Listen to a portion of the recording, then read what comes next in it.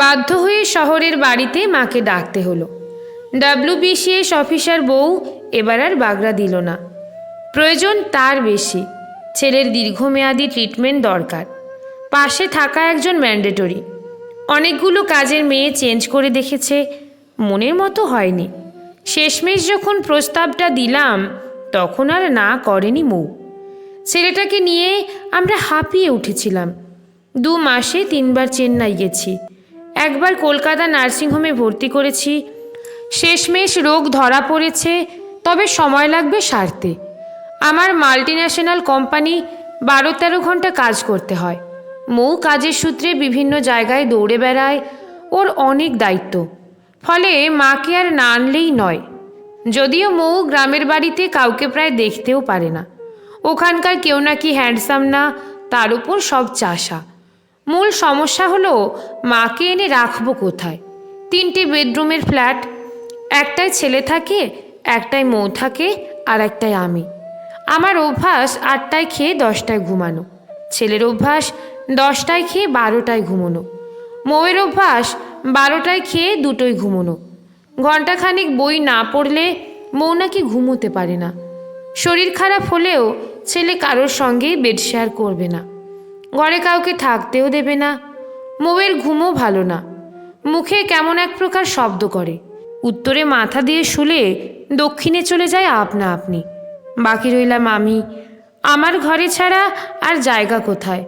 মা বেটাকে এক ঘরেই থাকতে হবে। মাকে ডাইনিংয়ে রাখা শোভনীয় নয়, কিন্তু প্রবলেম অন্য জায়গায়। মা যদি দেখে আমি স্ত্রীর সঙ্গে থাকি না, মারাত্মক হাঙ্গামা হবে। চড়থাপড় দেওয়ার অভ্যাস এখনও মায়ের যায়নি। কখন মেরে বসবে সেটাও একটা চিন্তা। মাকে এখনও ভয় করি। কিছুদিন আগেই বড়দাকে তার ছেলেমেয়ের সামনে, স্ত্রীর সামনে চড়িয়ে দিয়েছে। মা মারাত্মক রাগী মানুষ। শেষ পর্যন্ত কপালে কি আছে কি জানি। মৌ ব্যাপারটা জানে, এই নিয়ে অনেক কথাও শুনিয়েছে আমাকে। সেও আপাতত টেনশনে আছে, অন্য উপায় নেই বলেই চুপ করে আছে।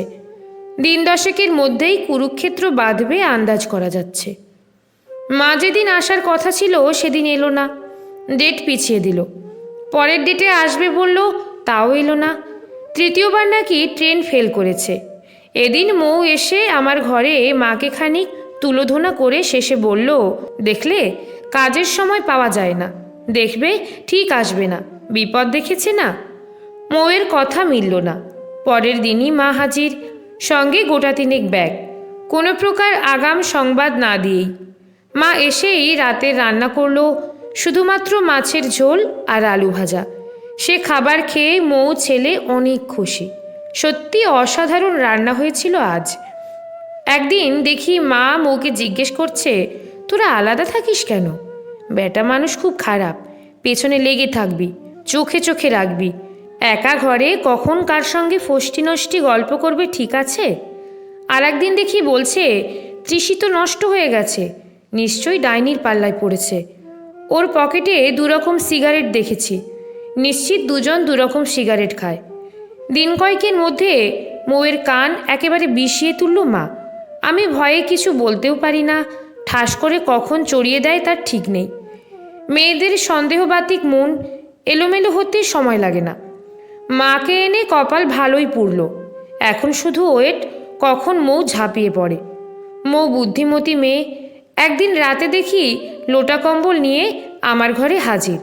শুধু হাজির নয়, আমার দিকে তাকিয়ে তাকিয়ে আবার হাসছে।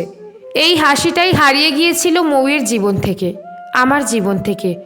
BCS অফিসার বলে ওর একটা অহংকার আছে, সে কারণে হাজব্যান্ড হিসেবে আমার সেন্সেক্স কোনোদিনও ওপরে ওঠেনি, সময়ের সঙ্গে সঙ্গে শুধু নেমেছে। এখন রাত 10টা, মৌ আমার পাশেই শুয়ে শুয়ে বই পড়ছে। এত সকাল সকাল অনেক দিন ওকে খেতে দেখিনি, বিছানায় শুয়ে বই পড়তে দেখিনি। মুহূর্তে মনটা ভালো হয়ে গেল। ঠিক এ সময়ে মা একটা বই হাতে এলো। একটু দাঁড়িয়ে থেকে একটু ভেবে মৌয়ের হাত থেকে ওর বইটা কেড়ে নিয়ে নিজেরটা দিয়ে বলল, শরৎচন্দ্রের দত্তা, পড়ে দেখো। কি আশ্চর্য কাণ্ড! মৌ বইটা পেয়ে এত খুশি হলো কল্পনার অতীত। অনেকক্ষণ শাশুড়ির দিকে তাকিয়ে থেকে আশ্চর্য হয়ে প্রশ্ন করল, আপনি বই পড়েন? মা এই প্রশ্নের কোনো উত্তর দিল না, একবার শুধু হাসল। পরক্ষণেই অত্যন্ত দৃঢ় কণ্ঠে বলল, এক বাড়িতে এক ছাতের তলায় তিনজনার তিনটে ফ্যামিলি। মায়ের কথা শেষ হওয়ার আগেই দেখি ছেলে হাজির, হাতে বালিশ। এসেই বলল, ঠাকুমা বলেছে তোমাদের মাঝে শুলে অসুখ তাড়াতাড়ি সেরে যাবে। আমি এ ঘরেই থাকবো। এতদিন তোমরা বলনি কেন? কি আশ্চর্য কাণ্ড! কত চেষ্টা করে আমি আমার ঘরে আনতে পারিনি ছেলেকে। মৌ নিজের কাছে নিতে পারেনি।